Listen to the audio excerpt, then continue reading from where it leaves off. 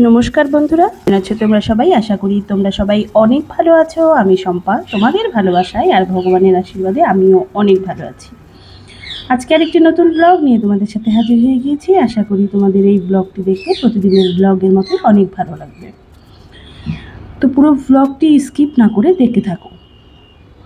সকালটা শুরু হয়েছে আজকে খানাপিনা দিয়ে, কারণ আজকে সকালবেলায় শাশুড়িমা বললেন যে বুটের ডাল গিলা কলিজা দিয়ে রান্না করতে হবে। তো ঠিক আছে, সেটাই করব। তাই জন্যে আমি দেখতেই পেলে যে ওইদিকে পেঁয়াজ, তারপরে আলু, এগুলো সব কেটে নিলাম। তারপর বুটের ডাল ধুয়ে নিয়েছি এবং বিলা কলিজাগুলো এমনিতেই পরিষ্কার করাই থাকে, তারপরেও ফ্রিজ থেকে যেহেতু বের করেছি আবার গরম জল দিয়ে ভালো করে ধুয়ে তারপরে নেব। তো সব কিছুর পর এইবার খাবারের জন্য সব আইটেমগুলো বসিয়ে দিয়েছি রান্নায়, আর ওইদিকে প্রেসার কুকারে বুটের ডালটা সিটি দিয়ে নিব। তো কথার ফাঁকে ফাঁকে আমি রান্নাও করব আর কথাও বলবো। তো প্রত্যেক দিনের মতো আজকেও একটি সুন্দর দিন। আমি মনে করি প্রত্যেকটি দিনই সুন্দর, ভগবানের দেওয়া প্রত্যেকটি সময়েই সুন্দর। আমরা অনেকেই আফসোস করে মরি যে আমার জীবনটা এমন কেন, আমার সময়টা এমন যাচ্ছে কেন। আসলে কিন্তু আমরা প্রকৃত অর্থে নিজেরাই এই সময়ের জন্য দায়ী। নিজেরাই উপভোগ করতে পারি না সেই সুন্দর মুহূর্তগুলো। অন্যেরটা সবসময় সমালোচনা করে, অন্যেরটা দেখে, অন্যের ভালো মন্দ বিচার করে তারপর আমরা চলি। তাই জন্যে আমাদের জীবনে সেই সুন্দর মুহূর্তগুলো আসে ঠিকই, কিন্তু আমরা সেটা ঠিকমতো উপভোগ করতে পারি না।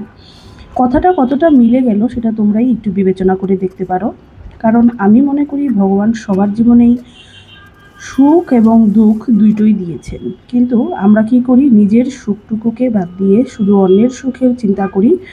অন্যের জীবনের সফলতার চিন্তা করতে করতে একসময় নিজের সফলতার জীবনটাকে বিলিয়ে দিই সেই অবহেলায়। প্রত্যেকটি কথার কিন্তু গুরুত্ব আছে বলেই বলছি। আমরা অনেকেই আসলে অন্যের জীবনের এত সমালোচনা, এত চিন্তাভাবনা, এত উত্থান পতনের মানে ব্যবহারটা করি। সবসময় শুধু মনে হয় ওনার জীবনটা যদি আমার জীবন হতো, ওই সময়টা যদি আমি পেতাম, ওই সুন্দর মুহূর্তগুলো যদি আমি কাটাতে পারতাম। আসলেই কি সত্যি তাই? কারণ আমার জীবনটা একান্তই আমার, আর অন্যের জীবনটা একান্তই অন্যের। তবে হ্যাঁ, কিছু মানুষের আসলে অন্যের ঘরে নাক না গলালেই হয় না। তবে আমি নিজের জীবনে এমন অনেক দেখেছি যে আমার বাড়িতে এসে নাক গলিয়ে খুব বেশি দিন হয়নি, ২-৩ মাস বা ৬ মাস বা ১ বছর, তাদের নিজেদের মধ্যে এত পরিমাণে ঝামেলা তৈরি হয়ে গিয়েছে, তখন আবার আমার কাছে এসেই সেই গল্পগুলো শেয়ার করতো যে তোমার নামে এটা বলা হয়েছে, তোমার নামে ওটা বলা হয়েছে। আসলে সময়ের জন্য অপেক্ষা করতে হবে। প্রত্যেকটি সিচুয়েশনেই এমন দুমুখো মানুষের থেকে সবসময় নিজেকে সেফ রাখতে হবে। আমি কেন অন্যের কাছে নিজের ঘরের বদনামটা করতে যাব? আবার আমার ঘরের বদনাম অন্যের ঘরে যেয়ে হবে। সুযোগটা কিন্তু আমিই করে দিয়েছি। তাই আমি আগে নিজেকে ঠিক করব, তারপর অন্য কারোর সমালোচনা করব। আমি প্রত্যেক জনের কথাই বলছি, এমনকি আমি আমার কথাও বলছি। আমি একদম সত্যিটাই বললাম। হয়তো সত্যিটা শুনতে কারো ভালো নাও লাগতে পারে, কিন্তু আমি তো সবসময় বলি পৃথিবীতে সবাইকে খুশি করতে আমি আসিনি। যার আমাকে ভালো লাগবে সে আমাকে দেখবে বা কথা বলবে বা ভালোবাসবে। যার আমাকে ভালো লাগবে না সে আমার কোনো দরকার নেই জীবনে।